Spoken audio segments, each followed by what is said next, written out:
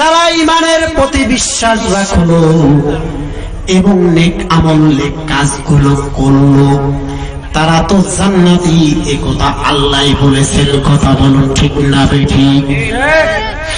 এখন আজকে যারা এই সমাজের মধ্যে কিছু লোক আছে, কিছু ভাইরা রয়েছে, এই ভাইদেরকে আমি বলবো, ভাইরা আপনারা কোরআন শুধু এই কোরআনটা আমরা যারা আছি এক শ্রেণী যারা রয়েছে তারা আমাদেরকে অনেক সময় বলে, হুজুর কোরআনে শুধু খালি এগুলারে আলোচনা আর নাই,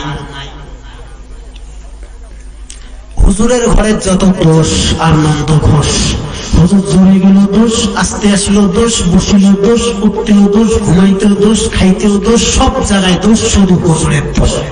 আর সবাই বাকি গেল জান্নাত, ফেরেশতা, আল্লাহর ফেরেশতা।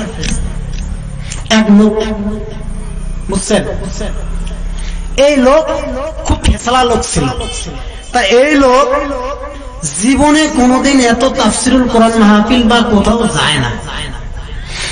তা যায় না, এখন বাড়ির স্ত্রী আছে না, বউ, তা বলছে পাশের বাড়ির এক ভাই যাচ্ছে, তা ওই দেখা, তা বলছে ভাই আপনি তো ওয়াজে যাচ্ছেন, তা এই আপনার ভাই একটু নিয়ে যান রে ভাই, মেহেরবানি করে একটু নিয়ে যান।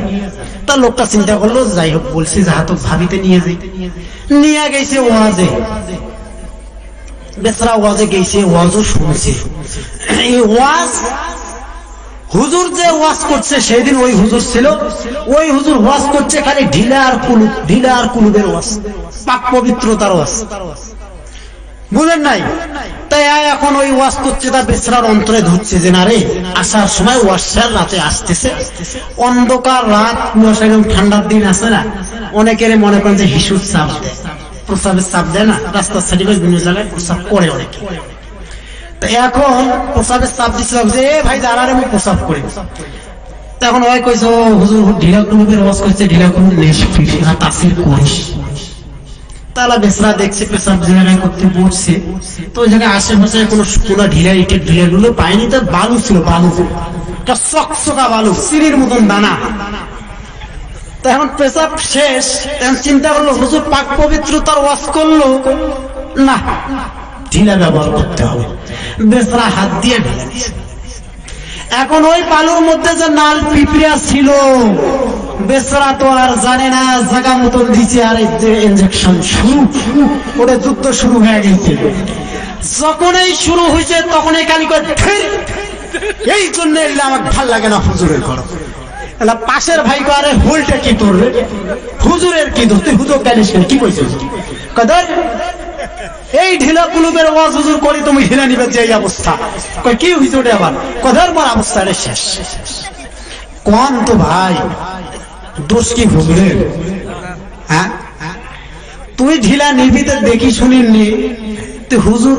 তা এই হচ্ছে ঘটনা ভাই, আমাদের দোষ সব জায়গায়।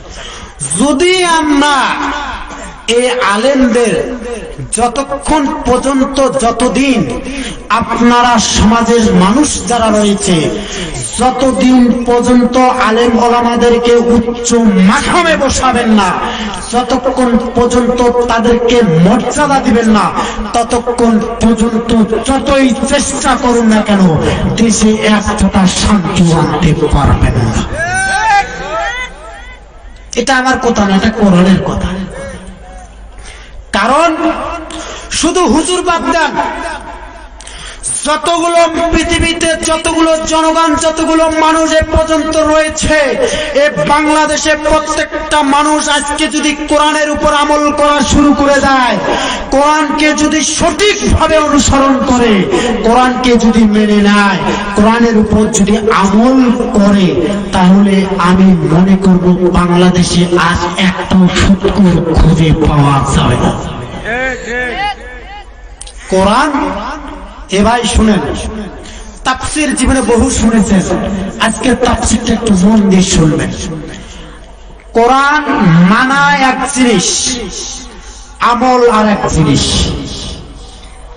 প্রশ্ন আপনাদেরকে দিলাম, কোরআন মানা এক সাবজেক্ট, আর কোরআনের উপর আমল করা হচ্ছে আরেক সাবজেক্ট।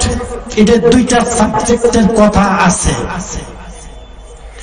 আমরা সকলে কোরআনটা মানি, স্বীকার করেছি যেহেতু কোরআন আল্লাহর কিতাব। আল্লাহর কি কিতাব? এবার তাইলে মনোযোগ সহকারে দিন, এই দুইটা আমল, কোরআন মানা আর কোরআনের উপর আমলের মধ্যে পার্থক্যটা কি? এখন আপনি আমি যারা আছি, আমরা সকলেই কোরআনের উপর কোরআন বিশ্বাস করি। কোরআন হচ্ছে আল্লাহর কিতাব, আল্লাহর পক্ষ থেকে আসা। এটা হচ্ছে সর্বশ্রেষ্ঠ কিতাব, এর উপরে আর কোনো কিতাব নেই।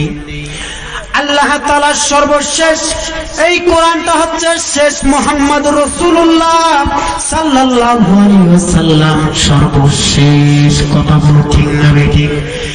মিল দিয়ে আমি কথা আপনাদেরকে বুঝাচ্ছি, আপনারা যাতে বুঝতে পারেন যে হুজুর কি বুঝাতে চাচ্ছে। যাদের মর্যাদা বেশি হয়, যারা কোন আজকে এই মাহফিলের মধ্যে যিনি প্রধান বক্তা, প্রধান মেহমান, প্রধান আকর্ষণ, দেখবেন তিনি সকল বক্তার শেষে আসি উঠবে। তাহলে কথা ছিল তিনি প্রথমে হবে, কিন্তু তিনি শেষে কেন? কারণ তিনি শেষে হলো এই জন্য, তিনি আজকে এখানে সকলের যারা আমরা বক্তা রয়েছি, বিশেষ আলোচক বিন্দু, সকলের সিনিয়রিটি হলো তিনি, সকলের ঊর্ধ্ব হলো তিনি। এই জন্য তিনি সকলের শেষে আসি উঠবেন, তার মর্যাদাটা বড়। কথা বলুন ঠিক না বেঠিক? আল্লাহ তাআলা বলল কোরআনটা হচ্ছে আমার শ্রেষ্ঠ কিতাব। ইতিপূর্বে আমি যতগুলো কিতাব পাঠিয়েছি, সকল কিতাব থেকে শ্রেষ্ঠ কিতাব হলো কোরআন। এই জন্য আমি কোরআনকে শেষে পাঠালাম। এবার আল্লাহ তাআলা বললেন, হে ফেরেশতারা তোমরা শোনো, পৃথিবীতে আমি যতগুলো নবী পাঠালাম, জাতির পিতা ইব্রাহিম আলাইহিস সালাতু ওয়াস সালাম থেকে শুরু করে ঈসা রূহুল্লাহ পর্যন্ত যতগুলো নবী এসেছেন, সকল নবী